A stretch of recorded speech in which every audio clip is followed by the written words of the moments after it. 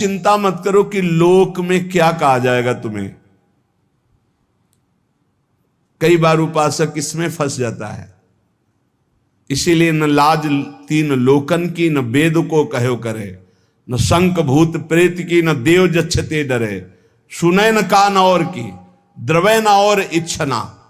तभी प्रेम लक्षणा भक्ति का जागृत होने का भाव आता है हृदय में। जब लोक धर्म का, लोक में हमारा उपहास हो रहा है, लोक में हमारी निंदा हो रही, अगर ये चुभ रहा है हृदय में, तो फिर भगवत मार्ग बाधित हो जाएगा।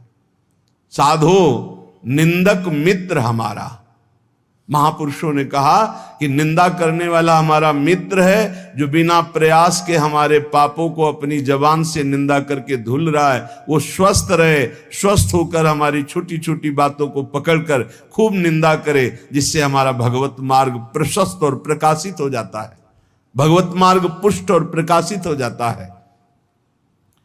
इसलिए क्यों तुम वृथा लोक चिंता करते हो? ये हजारों चिंताएं क्यों पाले हुई हो? छोड़ दो ना प्रभु के ऊपर। बड़ा सुख मिलता है जब प्रभु के ऊपर छोड़ दो। अपने ऊपर जब चिंता करने लगो तो बड़ी परेशानी उत्पन्न होती।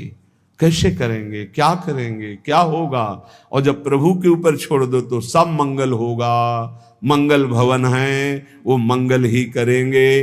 अमंगल दिखाई दे रहा है, परिणाम उसका बड़ा मंगल होगा।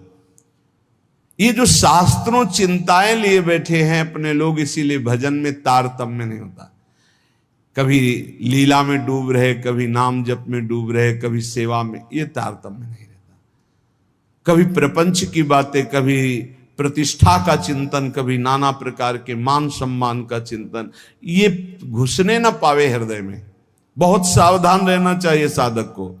ऐसी बातें देखो मत, ऐसी बातें सुनो मत जिससे तुम्हारा हृदय उद्विग्न होकर प्रभु का चिंतन छोड़ दे।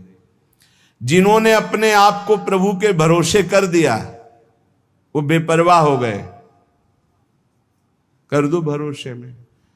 एक एक क्षण बहुत सुंदर ढंग से व्यतीत होता है जो प्रभु के भरोसे होता। और ऐसे एक एक क्षण जलते रहोगे, चिंता, शोक, भय, अरे अब क्या होगा, ऐसा क्या होगा, कैसे करूं, नाना प्रकार की चिंताएं। अपने आप को प्रभु के चरणों में समर्पित कर दो, तुम्हें कुछ नहीं करना पड़ेगा, सब वो करवा लेंगे आपसे। जो आपके लिए मंगल है वो सब करवा लेंगे।